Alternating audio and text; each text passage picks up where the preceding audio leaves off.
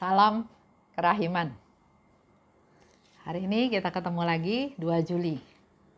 Kita akan bahas tentang doanya Suster Faustina. Kita mulai ya. Dalam nama Bapa dan Putra dan Roh Kudus. Amin. Santa Faustina, engkau berkata bahwa misimu tidak akan berakhir karena kematianmu. Dan kami percaya engkau tidak akan melupakan kami. Yesus juga berjanji kepadamu, bagikanlah rahmat-rahmat kepada siapa saja yang engkau kehendaki dan kapan saja engkau mau. Berdasarkan hal tersebut di atas, kami meminta doa syafaatmu Santa Faustina, terutama untuk rahmat yang akan kami butuhkan, yaitu rahmat kesetiaan pada inspirasi Roh Kudus dan menjadi orang yang suci. Tolonglah kami agar percaya pada Yesus seperti yang engkau lakukan dan memuliakan Tuhan di setiap saat dalam hidup kami. Amin. Dalam nama Bapa dan Putra dan Roh Kudus. Amin. Kita buka diary nomor 242. Ya Allah, betapa aku ingin menjadi seorang anak kecil. Engkau adalah Bapakku, dan Engkau tahu betapa kecil dan lemah aku ini. Maka aku mohon kepadamu, buatlah aku selalu dekat di sampingmu selama hidupku, dan khususnya pada saat ajalku. Ya Yesus, aku tahu bahwa kebaikanmu melampaui kebaikan ibu yang paling penuh cinta. 306B. Ya Yesusku, kesukaan hatiku, Engkau mengetahui kerinduan-kerinduanku. Aku ingin bersembunyi dari tatapan orang-orang supaya aku hidup, tetapi tampaknya tidak hidup. Aku ingin hidup murni seperti bunga liar. Aku ingin cintaku selalu tertuju kepadamu, sama seperti bunga yang selalu mengarah kepada matahari. Aku ingin aroma dan kesegaran bunga hatiku selalu terpelihara hanya bagimu. Aku ingin hidup di bawah tatapan ilahimu, karena engkau saja sudah cukup bagiku. Apabila aku bersamamu, Yesus, aku tidak takut akan suatu pun, karena tidak satu pun dapat merugikan aku. Diary 591.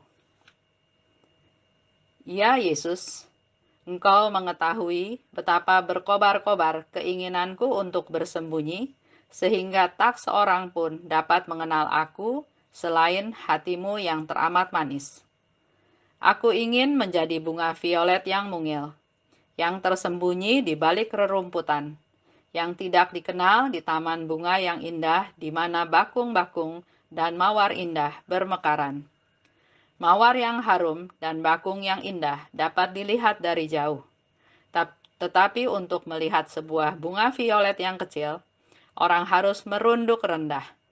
Hanya harumnya membuat ia dapat ditemukan. Oh, betapa senangnya aku karena dapat tersembunyi. Oh, mempelai ilahiku, Engkaulah bunga hatiku dan aroma kasihku yang murni. Jiwaku membenamkan diri di dalam Engkau, ya Allah yang kekal. Sejak saat Engkau sendiri menarik aku kepadamu, oh Yesusku, semakin aku mengenal Engkau, semakin berkobar-kobar kerinduanku padamu. Hari ini kita belajar ya dari Suster Faustina bagaimana cara dia berdoa. Di 242 dikatakan, aku ingin menjadi seorang anak kecil. Bagaimana dengan kita? Kita yang nggak tahu apa-apa aja suka pengennya menjadi orang dewasa, orang yang serba tahu. Mereka belum ngomong selesai pun kita sudah nebak. Oh, pasti ngomongnya ini, pasti ngomongnya itu. Orang yang sok tahu, ya. Tapi di sini Suster Faustina memberikan contoh, dia justru mau menjadi seorang anak kecil. Engkau adalah Bapakku. Dan engkau tahu betapa kecil dan lemahnya aku ini. Nggak berdaya. Anak kecil itu belum tahu apa-apa, nggak bisa apa-apa, nggak berdaya, kecil, nggak bisa apa-apa, ya, dan lemah. Seperti contoh, kayak saya baru punya cucu ya yang ke-6, kecil. Hari yang sama karena kena zaman COVID, hari yang sama itu lahir, prosesnya juga cepat sekali, 10 menit. Jadi si mamahnya menahan sampai rasa sakitnya udah nggak bisa ditahan lagi, dia baru ke rumah sakit. Dalam 10 menit dia melahirkan dan diproses, diperiksa dan diproses semuanya sedemikian rupa sampai kira-kira 6 jam kemudian mereka berdua, ibu dan anak, boleh pulang. Saya melihatnya ngeri juga ya. Biasanya kan melahirkan itu di rumah sakit 2-3 hari. Tapi ini hari itu juga dibawa pulang. Oke lah, mamahnya kan mungkin nggak apa-apa. Tapi si bayi ini belum sehari. Begitu mungil, begitu kecil, begitu nggak berdaya ya. Tapi anak saya dan mantu saya mengambil keputusan tersebut karena dia nggak mau lama-lama di rumah sakit. Karena rumah sakitnya nggak steril dari COVID. Walaupun tempatnya beda, ruangannya beda, tapi kan ada juga resikonya. Sedangkan kalau di rumah sakit yang memang untuk ibu dan anak melahirkan, ada ketentuan lain protokolnya. Harus sesar, harus ditreatment sebagai pasien COVID dan seterusnya ya. Jadi di situ saya lihat anak kecil ya, baru sehari itu begitu lemahnya. Nah, di sini Suster Faustina berdoa kepada Tuhan, Tuhan, saya ini mau jadi anak kecil yang nggak bisa apa-apa, yang nggak berdaya. Bandingkan dengan kita cara berdoa kita. Tuhan, saya maunya ini, saya maunya itu. Tuhan, saya punya rencana ini, punya rencana itu. Saya mau berhasil, saya mau ini. Tuhan, masalah saya ini. Saya inginnya ini dan inginnya itu. Sepertinya Tuhan yang disuruh mengabulkan. Kita yang minta Tuhan harus lakukan ini, lakukan itu. Bukan berserah pada Tuhan. Bukan datang dengan kerendahan hati. Di sini dikatakan lagi, buatlah aku selalu dekat di sampingmu selama hidupku dan khususnya pada saat ajalku. Jadi Suster Faustina pun sudah punya keinginan, punya niat untuk selalu dekat. Selalu dekat di samping Tuhan selama hidupku. Ini juga kembali lagi ke keinginan kita. Kita mau dekat sama Tuhan kalau lagi masalah aja. Kalau lagi nggak masalah, lagi happy, lagi sukacita, lupa Tuhan. Nggak ke gereja, nggak baca firman Tuhan. Tapi kalau lagi susah, datang ke Tuhan. Berdoa sama Tuhan. Sampai nangis-nangis. Supaya masalahnya diangkat. Supaya ada solusi. Dulu saya pernah ke persekutuan doa ya. Saya juga aktif di sana. Saya sebagai MC, saya juga lumayan aktif di sana ya. Ada satu orang bilang sama saya begini, Esther, kamu lagi ada masalah ya? Saya bilang, kenapa? Iya, karena kebanyakan orang pergi ke persekutuan doa itu karena ada masalah. Saya pikir, negatif sekali anggapannya. Kita datang ke persekutuan doa kan mau memuji Tuhan. Tapi terus saya bilang lagi sama dia, wah, pendapat kamu salah. Kalau ada masalah baru cari Tuhan, telat. Lebih baik sekarang memuji Tuhan, mendengarkan firman Tuhan, berdoa bersama-sama, bersekutu dengan teman-teman lain, supaya nggak ada masalah. Supaya kalau masalah datang, saya sudah kuat. Bisa ngerti nggak perbedaannya? Ya. Jadi keinginan itu harus ada dulu. Bapak Ibu harus punya keinginan dulu. Apa sih keinginannya? Saya ingin selalu setiap saat dekat dengan Tuhan. Maka langkah-langkah kita selanjutnya adalah melakukan persiapan rencana yang membuat kita dekat pada Tuhan. Bahkan Faustina bilang, selama hidupku dan khususnya pada saat ajalku. Jadi dia selalu ingin selalu ada di sampingnya Tuhan. Kalau kita lihat lagi dari diary yang lain berikutnya, dia ingin bersembunyi. Ya, di situ dikatakan, aku ingin bersembunyi dari tatapan orang-orang, supaya walaupun aku hidup, tapi tampaknya tidak hidup. Jadi kalau bisa tuh orang nggak tahu bahwa ada saya. Ya, seperti yang saya pernah cerita, doa koronka yang kita doakan itu adalah Suster Faustina yang mengajarkan. Yesus memberitahu Suster Faustina, dan Suster Faustina mengajarkan doa koronka tersebut. Tapi setelah Suster Faustina meninggal, ada seorang suster di biara, Suster-suster Bunda Maria Kerahiman, Bunda Maria Berbelas Kasih, bersaksi bahwa ternyata doa koronka yang saya doakan setiap hari ini adalah dicetuskan atau berasal dari salah satu suster yang ada di kongregasi saya juga. Begitu tidak terkenalnya, ya, Suster Faustina begitu tidak terkenalnya, memang dia nggak mau seperti yang dikatakan di sini, aku bersembunyi dari tatapan orang-orang supaya aku hidup, tapi tampaknya tidak hidup. Kalau udah mati kan orang nggak anggap, nggak ada kan nggak dianggap. Jadi Suster Faustina sangat rendah hati, dia nggak mau menonjol, dia nggak mau kelihatan, pokoknya seolah-olah dia nggak hidup, ya. Dan dikatakan lagi, yang mengenal aku hanya Engkau Tuhan. Jadi kalau kita melakukan perbuatan baik, contoh ya, ada orang yang melakukan perbuatan baik. Setelah itu biasanya dia tanya, atau membuat satu tanda reaksi seolah-olah, kok kamu nggak respon sama perbuatan baik saya? Minimal terima kasih. Udah dikasih barang sesuatu, minimal terima kasih. Ya. Tapi di sini Suster Faustina, orang lain nggak perlu tahu saya lah. Cukup Tuhan aja yang tahu saya.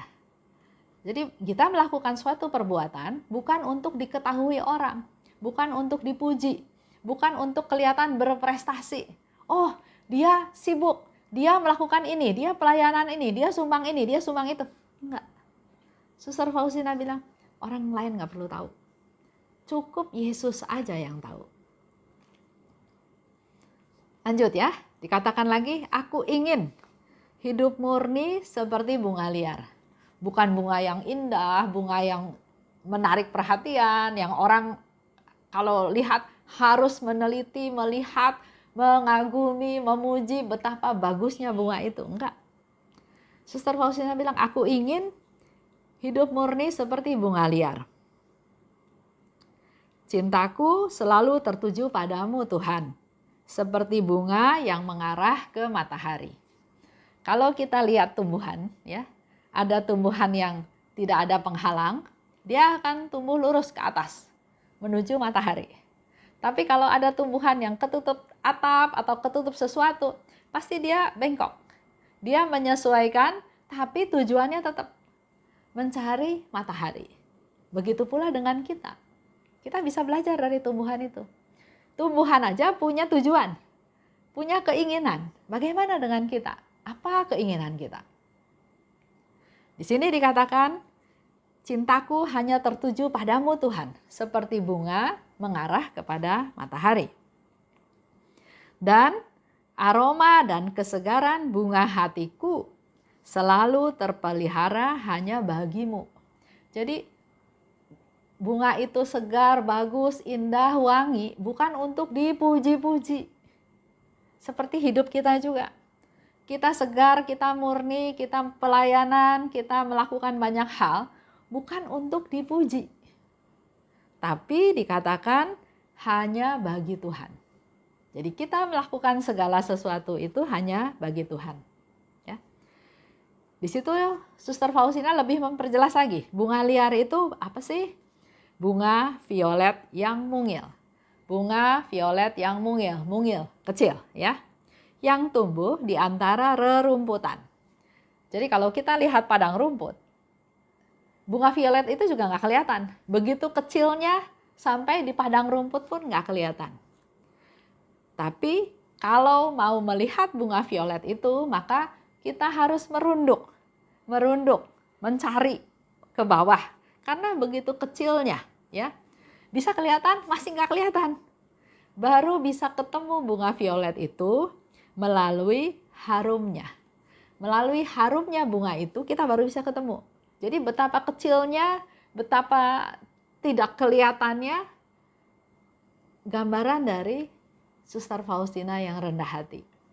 Dia ingin. Begitu pula dengan kita. Kita mau ingin yang seperti apa?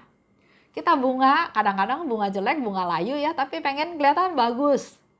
Kalau dibilangin layu, enggak terima. Kalau dibilangin pelayanannya kurang bagus, kurang bisa diterima, dikoreksi, enggak terima. Bandingkan dengan Suster Faustina. Ya, dia menjadi violet yang kecil. Kita juga perlu belajar dari Suster Faustina. Ya, berikut. Dia bilang lagi, aku ingin hidup di bawah tatapan ilahimu, karena engkau sudah cukup bagiku.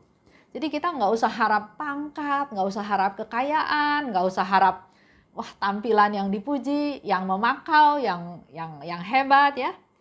Dia bilang yang penting saya ada di bawah tatapan ilahimu, karena engkau aja cukup.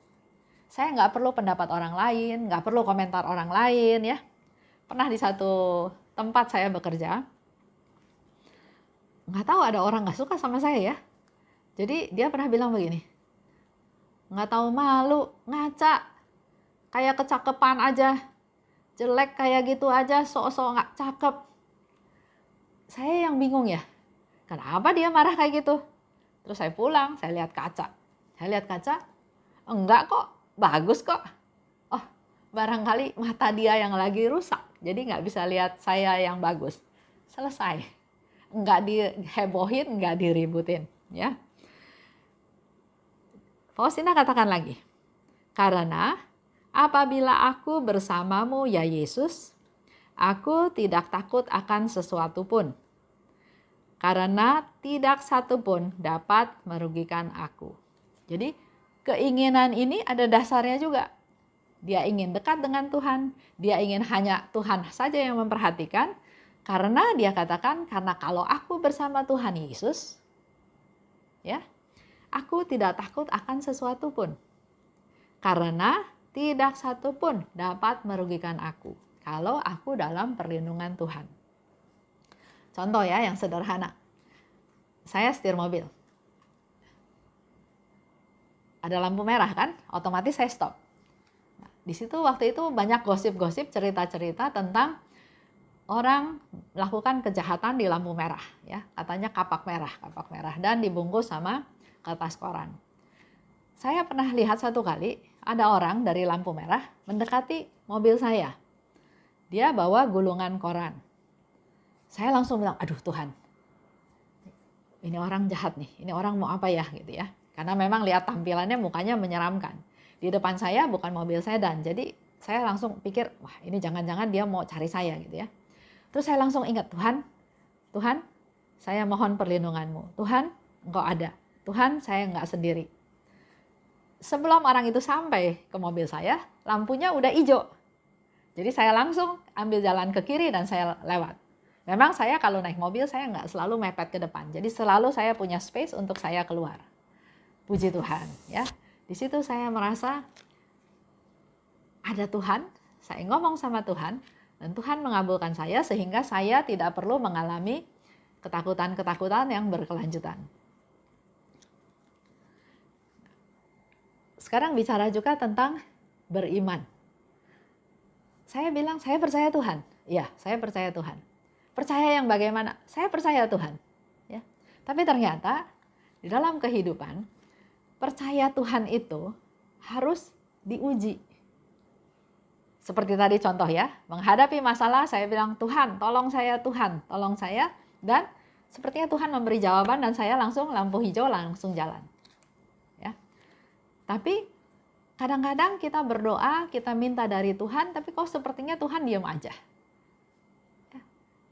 Iman juga harus diuji, harus teruji. Contoh yang gampang seperti ini. Saya dulu waktu muda termasuk pelompat jauh. Saya bisa lompat jauh ya, bermeter-meter. berapa meter ya, mungkin 4 meter gitu ya. Pernah suatu kali di proyek, saya melihat saya harus melewati satu kali atau got lah ya, kurang lebih 1 meter lebih. Enteng, saya bisa loncat. Yang lain bilang, jangan Bu, jangan loncat, nanti jatuh. Jadi mereka usul muter. Tapi saya pikir enggak, saya dulu bisa kok loncat 4 meter, masa ini enggak bisa? Ya. Jadi saya loncat. Begitu saya loncat, apa yang terjadi? Saya masuk ke dalam got, ke dalam lubang itu, saya nggak bisa loncat. Ya otomatis teman-teman ketawain saya. Ya saya juga ya ikut-ikut ketawa lah ya, habis mau apa gitu ya. Tapi di situ saya merenung bahwa iman aja nggak cukup. Menurut saya harus ada ujian, harus dilatih, harus ada latihan. Jadi kayak saya lompat jauh, saya bisa lompat. Tapi bukan berarti setelah sekian puluh tahun saya tetap punya kemampuan seperti itu, enggak. Saya tetap harusnya, kalau misalnya saya mau bisa loncat, saya tetap harusnya latihan. Saya tetap harus melakukan kondisi fisik yang kuat, yang sehat, supaya saya bisa melakukan hal tersebut. Begitu pula menurut saya dengan beriman. Saya percaya Tuhan, terus saya nggak perlu baca Alkitab, saya nggak perlu dengar firman Tuhan, saya nggak perlu ke gereja, karena saya percaya Tuhan. Menurut saya nggak cukup. Karena pada saat kita mengalami masalah, pada saat itulah sebetulnya kita tahu taraf iman kita ada di mana. Dan kalau contoh tadi saya kejeblos, berarti taraf iman saya sebetulnya lagi sangat rendah. Karena apa? Karena saya nggak pernah latihan. Saya nggak pernah menjalin relasi sama Tuhan. Nggak pernah melakukan dialog atau komunikasi atau berdoa atau hal-hal lain yang mendekatkan saya dengan Tuhan. Itu sedikit sharing ya, bahwa kita punya iman itu juga kalau mengalami ujian itu diperlukan. Bukan untuk bikin susah kita, enggak. Tuhan mau ingetin kita bahwa tahap iman kamu ada di sini loh. Apa yang kamu lakukan? Apa yang kamu lakukan supaya relasi kita semakin dekat lagi dengan Tuhan. Nah, sekarang saya mau tanya bagaimana relasi kita dengan Tuhan. Saya ingin jadi apa? Ya, coba ini menjadi permenungan dari Bapak Ibu semua. Saya ingin jadi apa sih? Saya tuh apa sih? Keinginan saya apa sih? Ya, saya mau jadi anak kecil. Saya mau selalu dekat dengan Tuhan. Saya mau nggak kelihatan apa yang saya buat, apalagi perbuatan-perbuatan baik, biar hanya Tuhan aja yang tahu. Atau apa yang saya lakukan orang harus tahu. Saya sudah kerja keras, saya sudah capek, ini semua jasa saya, orang harus tahu. Harus kelihatan. Dan saya harus dihormati, dan saya harus diakui. Dan minimal kalian harus terima kasih sama saya. Coba itu direnungkan, ya, direnungkan. Mau jadi seperti apa? Jadi bunga bakung yang besar, yang indah, mau jadi bunga mawar yang wangi, atau mau jadi bunga violet yang saking kecilnya nggak kelihatan, ketutup rumput. Baru ketemu kalau kita ke bawah merunduk, melihat, mencari, dan itu pun masih belum ketemu. Ketemunya kalau kita sudah mencium baunya. Jadi orang melihat kita bukan karena lihat tampilan kita, penampilan kita, tapi orang menyadari kita ada karena keharuman yang kita lakukan. Atau sekarang kita masih jadi kaktus yang tegak, keras, banyak duri, yang orang takut dekat sama kita. Dan seandainya menjadi bunga yang harum, harum untuk siapa?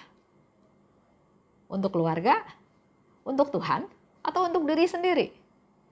Sampai harumnya tercium sampai kemana-mana. Semua orang tahu, oh dia hebat, dia artis, dia public figure. Apakah yang seperti itu? Ya. Atau kita merasa harum. Padahal kalau kita lihat hati kita serahkan hati kita pada Tuhan. Tuhan bilang hatinya bau busuk misalnya, ya. Karena apa? Karena di dalam hati kita masih ada kemarahan, masih ada egois, masih ada keluhan, masih ada iri, dendam, masih ada putus asa. Coba kita sama-sama refleksi ya. Supaya menggali rahmat ilahi ini ada baiknya buat kita untuk step kita berikutnya. Baik, saya tutup ya dengan doa penutup. Dalam nama Bapa dan Putra dan Roh Kudus. Amin. Allah Bapa yang Maha Baik, terima kasih atas pengajaran pada hari ini, di mana kami belajar banyak dari kerendahan hati Suster Faustina. Mampukan kami juga Tuhan, kami mau menjadi bunga violet yang kecil, yang ada di antara rerumputan, yang tidak kelihatan. Asal Engkau saja tahu apa yang kami lakukan Tuhan. Kami mau selalu dekat denganmu, belajar dari Suster Faustina untuk rendah hati. Untuk sungguh-sungguh rendah hati menjadi seperti seorang anak kecil. Yang selalu bersandar padamu, tergantung padamu, selalu ada di sampingmu. Terima kasih Tuhan. Biarlah kami sungguh boleh diingatkan untuk menjadi orang-orang yang rendah hati. Kemuliaan kepada Bapa dan Putra dan Roh Kudus, seperti pada permulaan sekarang, selalu dan sepanjang segala abad. Amin. Dalam nama Bapa dan Putra dan Roh Kudus. Amin. Salam kerahiman.